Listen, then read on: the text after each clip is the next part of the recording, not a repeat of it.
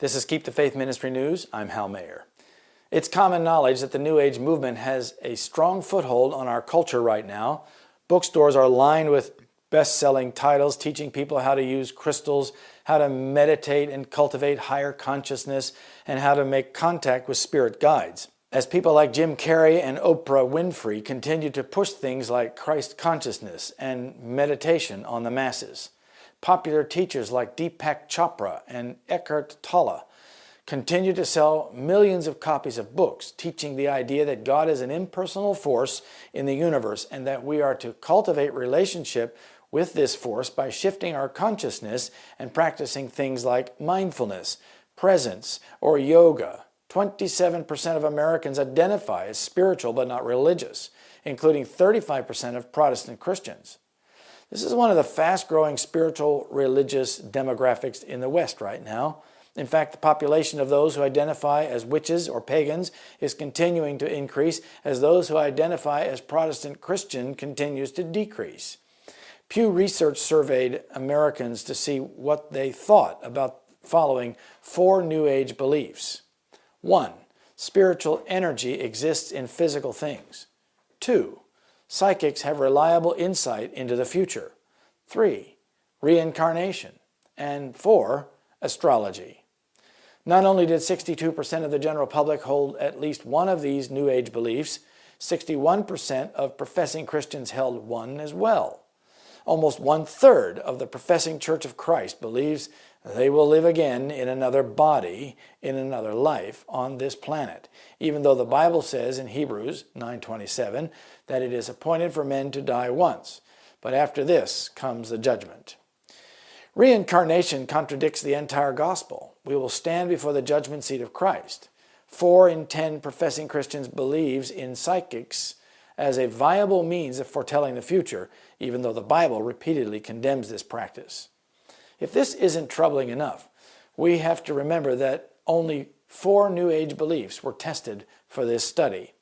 This study did not test for things like pantheism, the idea that God is a force that is present within nature, oneism, the idea that all spiritual paths lead back to God and are equally valid, karma, the belief that there is a force in the world balancing the scales of good and evil, or the belief that man is divine by nature.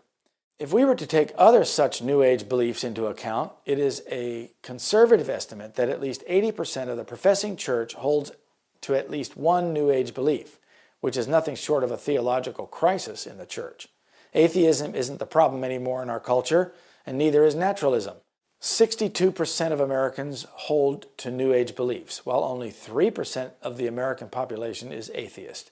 New Age is the religion of the future, and it is beginning to invade our culture and infiltrate the thought life of Christians. Our threat is this new wave of spiritual philosophy that draws from whatever religious tradition and practice it wants, while promising its followers supernatural experiences and ascension to some hyper-spiritual state where they can attain paranormal powers and rise up the ranks of godhood. The threat is those teaching we can follow any path we want because God has revealed himself in all world religions and is present in the universe as the energy of life. Part of the problem is that Christians don't know what is New Age and what isn't. Furthermore, they don't know how to navigate or confute New Age ideas once they're identified. As a church, we are admittedly under-equipped to deal with the type of spirituality that is taking over the culture and is now making its way into the churches. The days are fast approaching when there will be great perplexity and confusion. Satan, clothed in angel robes, will deceive, if possible, the very elect. There will be gods many and lords many. Every wind of doctrine will be blowing. Those who have rendered supreme homage to science, falsely so called, will not be the leaders then. Those who have trusted to intellect, genius, or talent will not then stand at the head of the rank and file. They did not keep pace with the light. Those who have proved themselves unfaithful will not then be entrusted with the flock. In the last solemn work, few great men will be engaged. They are self-sufficient, independent of God, and he cannot use them. That's Testimonies for the Church, Volume 5, page 80. This is Keep the Faith Ministry News. Thank you for watching.